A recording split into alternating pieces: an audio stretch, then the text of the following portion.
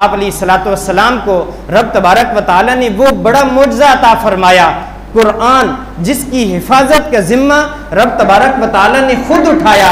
इससे पहले अंबिया आए, उन पर कुतुब नाजिल हुई, लेकिन उनके चाहने वाले थे, उन्होंने उस किताब की हिफाजत सही तरीके से ना की, उनकी आयतों को बदल कर रख दिया, उनके अल्फाज को बदल कर रख दिया, उनके अंदर तहरीफ हुई। लेकिन रब तबारक व तआला ने फरमाया कि ऐ महबूब, मैं तुम पर जो किताब नाजिल कर रहा हूँ इसका निगहबान मैं हूँ, इसका मुहाफिज मैं हूँ। अब रहती दुनिया तक इसके एक हर्फ को भी कोई बदल नहीं सकता। फिर लोग आए, लोगों ने बदलने की कोशिश की, बल्कि इन्ना आतईना कल कौसर का ही वाक़या है।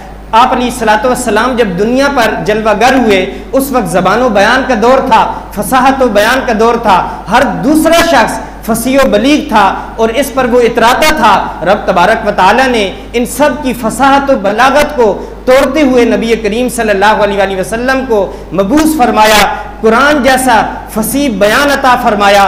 जब आप अलैहिस्सलाम पर सूरह कौसर नाजिल हुई, उस वक्त आप अलैहिस्सलाम पर जब भी आयतें नाजिल हो रही थी, चूँकि फसाहत व बयान का दौर था, हर शख्स जो भी कोई सबसे आला बयान करता, शेर व शायरी करता, वो काबे की दीवार पर आकर वो एक पर्चा लटका के चला जाता, चूँकि वो इस पर नाज करता था कि इसका कोई रद्द करके दिखाए, इस पर कोई चैलेंज करके दिखाए। मैंने इतनी फसीह व बलीग ज़बान इस्तेमाल की तो हर कोई आकर वहाँ 7 मुअल्लके लटके थे। सबा मुअल्लका ये मार्केट से मिल जाता है, दरस निज़ामी के निसाब में भी दाखिल है। तो वो इस तरह शेर व शायरी लटकी होती थी।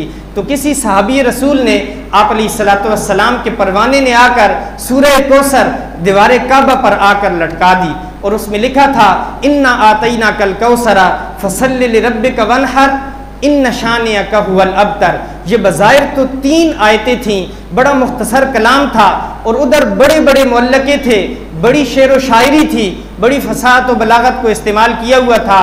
लेकिन कोई दूर दराज से शायर आया, उसने आकर कहा, इन्ना आतईना कल कौसरा फसल्लि लिरब्बिका वनहर इन शानिअका हुवल अबतर। जब उसने ये पढ़ा, चूँकि वो शायर था, वो ज़ौक़ रखता था, उसको अरबी का ज़ौक़ था, वो समझ गया, उसने एक जुमला आगे बढ़ा दिया। उसने कहा, मा हाजा कलामुल बशर, बिल्कुल इसी वज़न पर है, इन्ना आतईना कल कौसर फसल्लि लिरब्बिका वनहर इन शानिअका हुवल अबतर। उसने आगे बढ़ा के लिख दिया, मा हाजा कलामुल बशर, ये किसी बशर का कलाम नहीं हो सकता। फिर एक और शायर दूर दराज से आया, उसने आकर पढ़ा, जब 3 आयतें पढ़ी, चौथा जुमला पढ़ने के बाद उसने बोला, वलाकिन हाजा कलामुल बशर। कहा वो 3 तो किसी बशर का कलाम नहीं है, लेकिन ये चौथा है, ये बशर का कलाम है। ये कुरान का एजाज़ है कि कुरान के अंदर वो एजाज़ है कि रहती दुनिया तक कोई इसका चैलेंज नहीं कर सकता। लोगों ने मसनूई कुरान तैयार किए, लेकिन लोगों ने उनके मुंह पर मारा। एक शख्स ने अलकारिया तो मलकारिया, ये एक आयत है कुरान की, इसके वज़न पर इसका मतलब है क़यामत अलकारिया, वमा अलकारिया तो मलकारिया, क़यामत क्या है, वमा अदरा का मलकारिया, तुम क्या जानो कि क़यामत क्या है।